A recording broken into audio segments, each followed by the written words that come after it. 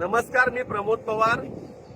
आपण आता आहोत मुंबई वडोदरा हायवेचं जे काम सुरू आहे त्या कामाच्या ठिकाणी लांबच हा जो स्पॉट आहे या लांबच्या ठिकाणी बघा की बऱ्याच ठिकाणी आता रस्त्याचं काम सुरू आहे. माननीय नितीन गडकरीजी आणि महाराष्ट्राचे परिवहन मंत्री माननीय प्रताप सरनाईकजी, हा व्हिडिओ जरा महत्वाचा आहे, जरा प्लीज लक्ष देऊन ऐका. आपण वाहतुकीचे मोठे मोठे नियम काढले, ओव्हरलोडिंग वाहनांना दंड आकारला. जरा कॅमेरा मारा, ही ओव्हरलोडिंग गाडी झाली बघा. आता प्रश्न असा आहे की अशा पद्धतीच्या ओव्हरलोडिंग गाड्या मोठ्या प्रमाणात सगळ्या रस्त्याला चालतात, पण ज्या गाड्या महिन्याला हप्ता देत नाही, ज्या गाड्या महिन्याला आरटीओच्या दलालांकडे पैसे जमा करत नाही, ज्यांचे नंबर लिस्टला येत नाही, त्यांना पकडलं जातं आणि फाईन लावली जाते. आताच एका गरीब आदिवासी पोराने कर्ज काढून जी गाडी घेतलेली आहे मोठी आयवा, त्याची गाडी या आरटीओने दराडे नावाचे आरटीओ आणि MH04 64 काय नंबर आहे गाडीचा 6404 नंबरची स्कॉर्पिओ गाडीमध्ये दराडे नावाचे आरटीओ अधिकारी आहेत. त्यांनी ही गाडी लांबसला पकडली. लक्षात द्या, ही भौगोलिक दृष्टी लक्षात घ्या की लांबसला गाडी पकडली आणि लांबसवरनं इथे जवळच अंगावला वजन काटा आहे, इथे जवळच मापोलीला वजन काटा आहे. पण असं न करता त्याला इथनं जवळपास 15-20 किलोमीटर पुढे शिवसागर हॉटेल जवळ म्हणजे पडग्याकडे नेऊन त्या गाडीचं वजन केलं. वजन करण्यापूर्वीच जवळपास 15-20 मिनिटं आधीच त्याला 75,000 रुपयाचं फाईन मारलं. त्याच्याकडनं आधी पैशाची मागणी करण्यात आली, त्याच्याकडे तो हप्ता देतो की नाही त्याला कन्फर्म करण्यात आलं. मग दलालांच्या लिस्टमध्ये त्याचं नाव नव्हतं. चौगुले नावाचा कोणतरी स्कॅमर मोठा दलाल आहे. ज्या चौगुले नावाच्या माणसाचा शोध या मंत्र्यांनी घेतला पाहिजे की चौगुले नावाचा माणूस या सगळ्या गाडीवाल्यांकडनं महिन्याला 9,000 रुपयाचा हप्ता गोळा करतो. मग ठाणे आरटीओ आणि वसई आरटीओ यांना तो दोन्ही गाड्या त्या बांधल्या असं बोललं जातं की एकदा तुम्ही 9,000 रुपयाचा हप्ता दिला की तुम्हाला कोणीही रस्त्यात अडवणार नाही, तुम्ही कितीही टन माल भरा. दुर्दैवाने या मुलाने नवीन गाडी घेतली होती, त्या गाडीचा त्याने हप्ता बांधला नाही आणि म्हणून दराडे नावाच्या आरटीओ अधिकाऱ्याने आधी पैशाची मागणी केली. पैसे नाही दिले, 25,000 रुपये नाही दिले, म्हणून त्याच्यावर 75,000 रुपये दंड केला. या पद्धतीचं काम आरटीओचं चालू आहे. हे तो व्हिडिओ दाखव रे. काल याच आरटीओच्या याच गाडीने, काल परवाची गोष्ट आहे, याच आरटीओच्या गाडीने एखाद्या घरात जाऊन, एका भिवंडीतल्या एका गावात घरामध्ये जाऊन त्यांच्या अंगणात जाऊन दंड करण्याचा प्रकार केला. हा व्हिडिओ बघा. या महिलांनी यांना हाकलून काढला, अक्षरशः शिव्या देऊन यांना हाकलून काढलं. आणि हीच गाडी आहे, ही गाडी बघा.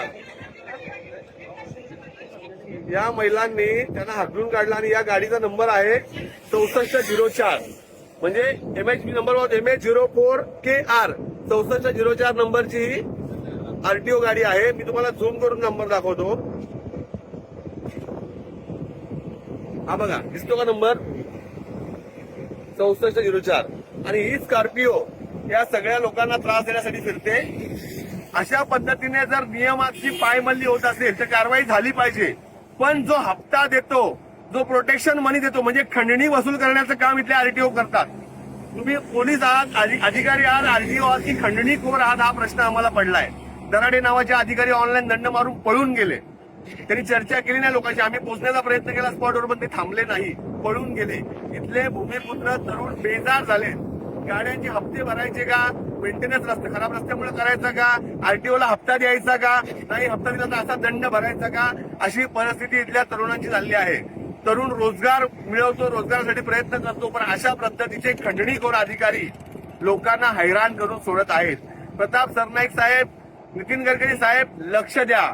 शोधा हे दलाल कोण आहे, चौगुले नावाचा दलाल कोण आहे तो शोधा, जो दरमहा 9,000 रुपये प्रत्येक गाडीकडनं, अशा लाखो हजारो गाड्या आहेत, म्हणजे कोट्यावधीचा निधी जमा होतो खंडणीचा आणि मग तो वाटला जातो. मग त्याचे हप्ते मंत्र्यांना पण जातात का, त्याचे हप्ते अधिकाऱ्यांना जातात का, आरटीओच्या कोणत्या अधिकाऱ्याला हप्ते जातात, कसे काय नंबर डिसाईड होतात, कसे काय नंबरचं प्रोटेक्शन मिळतं, याचा शोध घेतला पाहिजे. सगळ्यात महत्वाचा मुद्दा, मुंबई वडोदरा हायवे हा जनतेसाठी खुला केलेला नाही. हा रस्ता सार्वजनिक नाही, हा रस्ता कंत्राटदाराकडेच आहे आणि याच रस्त्याच्या कंत्राटदाराकडे ही गाडी काम करते, म्हणजे हा इंटरनल वर्क प्लेसमध्ये ती काम करते. असं असताना हा सार्वजनिक लोकांसाठी खुला न झालेला अंडर कंस्ट्रक्शन रस्त्यावर हे आरटीओ इथं आले आणि यांनी गाडी इथं पकडली, म्हणजे पूर्णपणे बेकायदेशीर दंड त्याने आकारलेला आहे. याबाबत तो तरुण आणि आम्ही सगळे संबंधित विभागाकडे तक्रार करणार आहोत.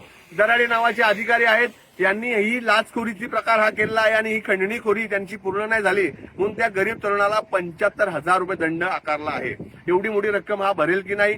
आत्महत्याची मानसिकता आली तरुणांमध्ये, पण याच्यावर कोणी विचार करत नाही. आरटीओने इथे हैदोस मांडला आहे. छोट्या इकोवाले असतील, रिक्षावाले असतील, टेम्पोवाले असतील, यांना पकडायचं, 40-50 हजार रुपयाची खंडणी घ्यायची, नाही पैसे मिळाले तर त्यांना लाखो रुपयाचा दंड करायचा. अशा प्रकारची सिस्टम सुरू आहे. याच्यावर मंत्री महोदयांनी विचार करावा.